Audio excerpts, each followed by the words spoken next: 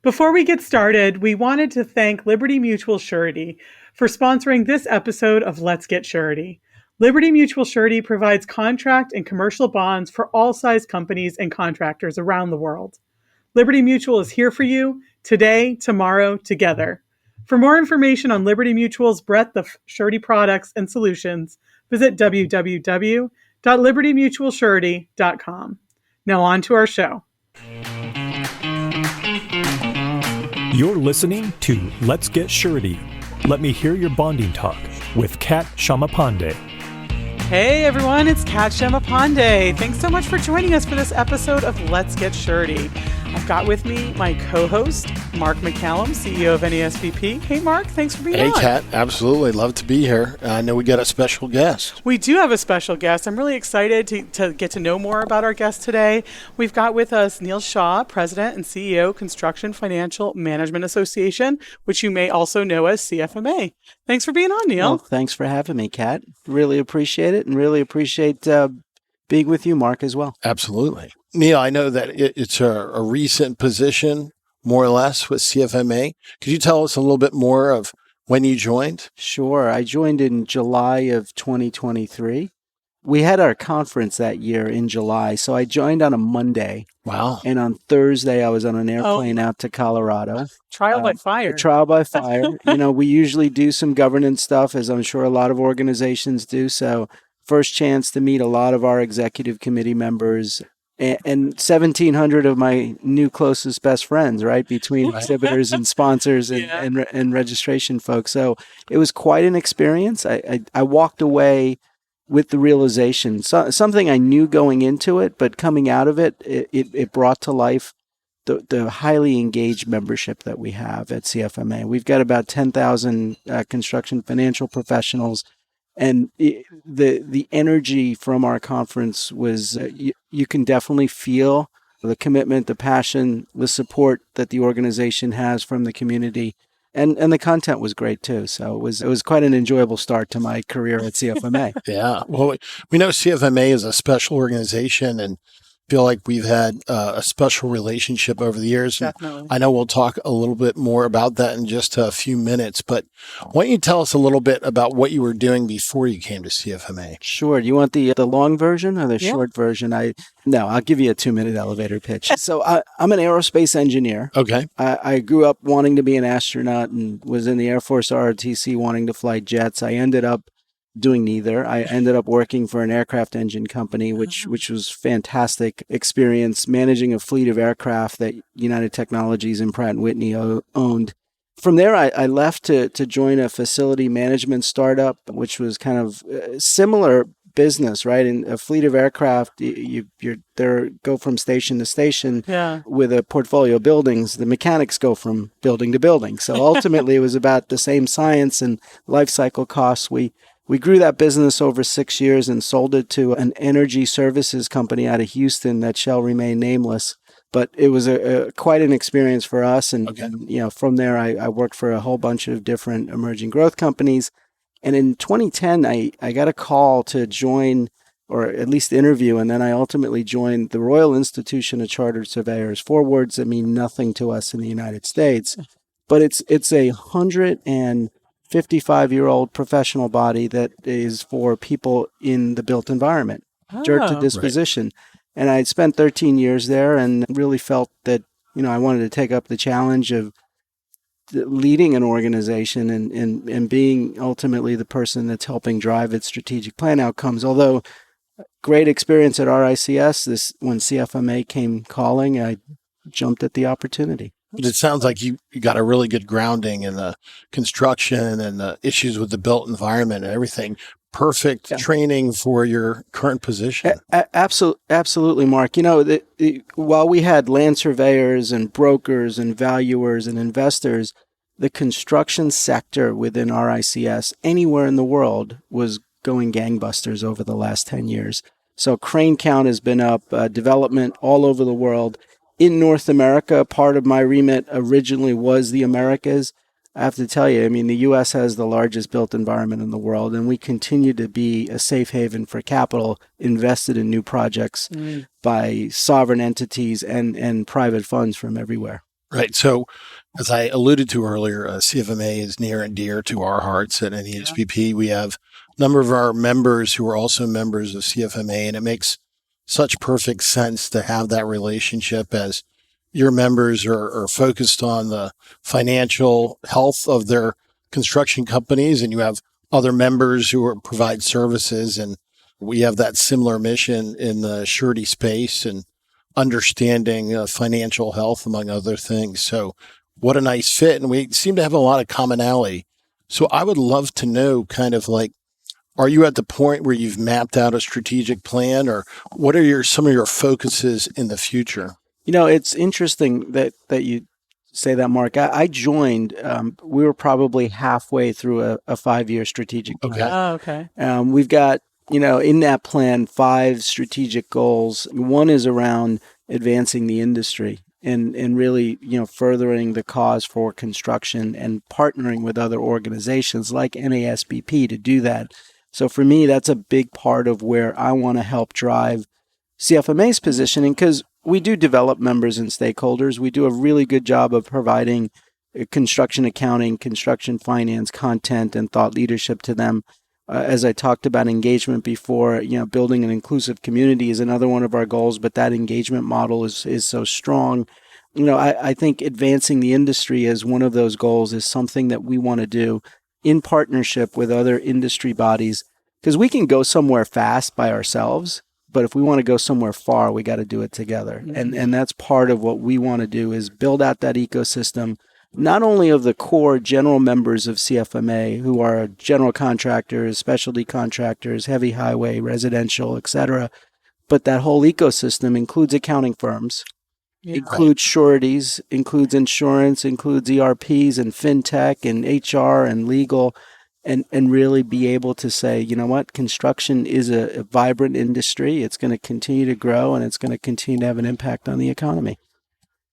So that is really, a great mission. And I know one of the important components about that is kind of education and building credentials that people will recognize about special knowledge. Could you tell us a little bit more about what CFMA is doing in that regard? Absolutely. I think, having spent the time I did at RICS, there is no organization in the world that brings this Venn diagram of construction and finance, or construction and accounting, together like CFMA. And really, our certification, the CCIFP, the Certified Construction Industry Financial Professional, that's a mouthful.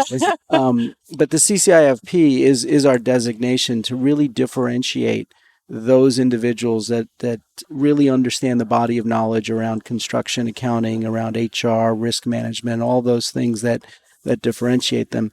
One of our goals is to work with other organizations like NASBP to not only drive the certification out there, that's a nice byproduct, but ultimately to get recognition for what our members do, and the ones specifically that are CCIFP holders, and how they are distinct in terms of their body of knowledge, their understanding of revenue recognition and risk management and retainage, and how to manage cash in a different way to effectively make their firms successful. And I know you've heard it, Neil, but there's another podcast for any listeners that are interested in checking it out, where we had one of our joint members who has their CCIFP and is a bond producer talk about why that credential was so important to them, and they came from the accounting space and moved into the surety producer space, and why they still see that as a really valuable part of what they have to offer their clients. Yeah, I couldn't agree with you more. I think, for a long time we've gotten traction with the certification, in some part because people wanted something that was a distinction for them. But I think over the long haul, what we really need to do is determine, does having a CCIFP get me a better job? Does it get my firm, the contractor, better work? Does it reduce the risk of people that are underwriting my surety bonding or underwriting my insurance or doing my accounting because they can trust and have confidence in the kind of financial statements that I'm putting together? And that's really the long goal for us, is to make sure that the ecosystem, I think, is already on board, but that the industry at large recognizes the impact that the CFOs and controllers that contractors have on the future of the built environment and where we live, work, and play. They impact investments in talent, investments in technology. They impact the kind of risk that's involved in some of these projects. They make pricing decisions. They have a huge impact on that activity. And I think part of having the CCIFP, part of advancing the industry with other organizations like NASBP will raise the profile of that profession. Nice. So I know certainly, that is an unbelievable effort and program that you're putting in place, but I know CFMA also offers a lot of other resources. Would you touch upon some of those resources? Yeah, absolutely. I think, as I said to you, I've been using this phrase. We have the most engaged membership on the planet. I'm sure all of us have that as well. I can tell, in having met individuals that are part of NASBP, that they feel very passionate about NASBP in the same way that our members do about CFMA. That's a given. I think ensuring that we're building the right types of support infrastructure for those individuals as they start a career, an early career, what do they need in terms of basics of construction? So there's a whole education portfolio that is specific to where they are in their career, early career, mid-career, late career, but also what they do. If I work for a surety and I'm a mid-career professional, I may need something different than if I am a late career general contractor or early career heavy highway.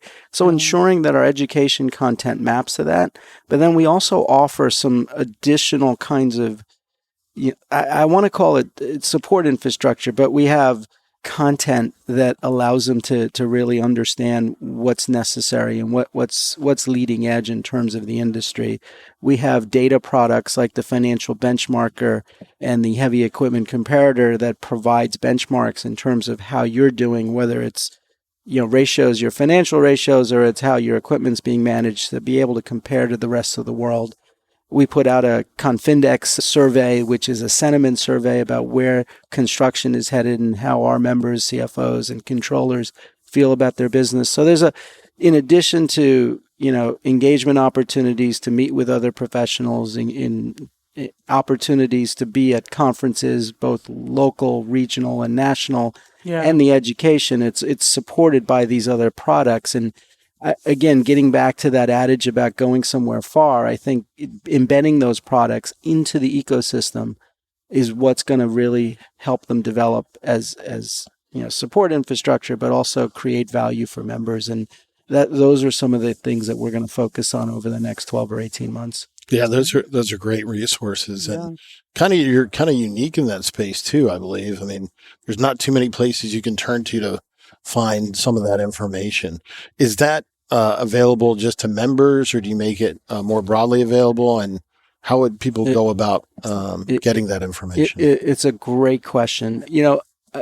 We're debating, internally, even example, Building Profits, our magazine, is a member benefit. Okay. Our monthly member, thought leadership webinars are a member benefit. But really, if we're going to do this for the public good and the public interest and grow this profession, maybe there are ways of actually exposing that in an open architecture way. We are starting to look at, are there things that we have that are inside the member paywall? And clearly, we want to make sure that members see benefit from it, but we make them available to the industry at large, because part of that is getting recognition for the CFMA member. And that recognition might be worth more than anything we can give away for free. Yeah, that ultimately is the question we're asking ourselves. Now, some of these other things, the benchmarker, for example, those are products that we sell. The heavy equipment comparator are products. People in the ecosystem may be able to say, well, what are the ratios of this contractor versus the benchmark, and are we in a place where we want to do something different with them? But those are things that we are really looking at in terms of the benefit to the membership at large, and how expanding our reach is actually going to be more beneficial than the free stuff, as I said, that they get. Right. So I know we talked a little bit about our relationship, but mentioned about reaching out to other organizations.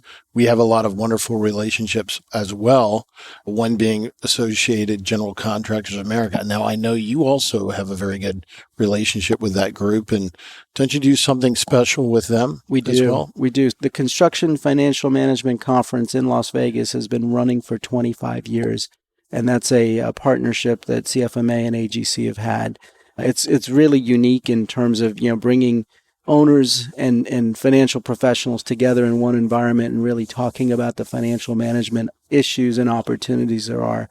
And we're looking at organizations across the ecosystem to really, better the profession and better the industry.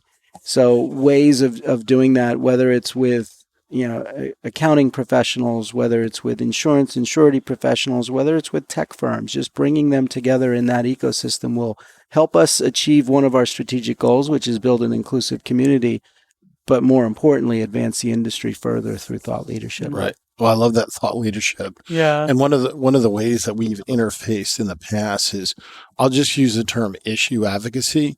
So when it came to financial accounting standards and new standards being promulgated, we had the great good fortune to work with CFMA on like lease accounting standard, revenue recognition, and that there were a lot of resources developed that helped us and our membership understanding what was changing, why it was changing, and how it may impact them. Do you see doing more of that in the future? Absolutely. I think it's core to us being essential to construction and being essential to construction financial professionals. So developing that thought leadership in partnership with NASBP, delivering it to both of our membership, and then really advancing their knowledge, I think is key. The other part of that, which I think you do really well, is the advocacy. So even before it becomes an issue where you've got to build thought leadership around, can you influence, the outcome for the public interest, obviously from our perspective, but it may influence decisions that are made by contractors downstream, where we've got to now deal with the implications of that legislation or that regulation. Maybe we can influence what it looks like even at the front end. That's an area that CFMA's never been involved in.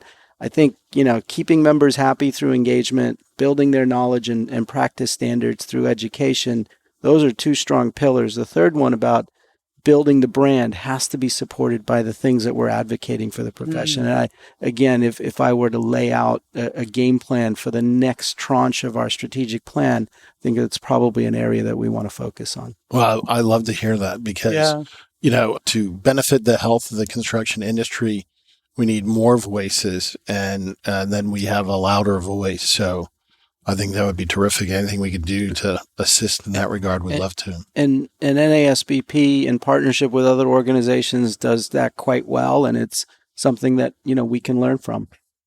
So what else are we missing, Neil? What else is on your plate? I know you're taking in the lay of the land and making plans and so forth. What have we not touched on? No, I think we've covered a lot of it. Yeah, I have a basic philosophy around our organization.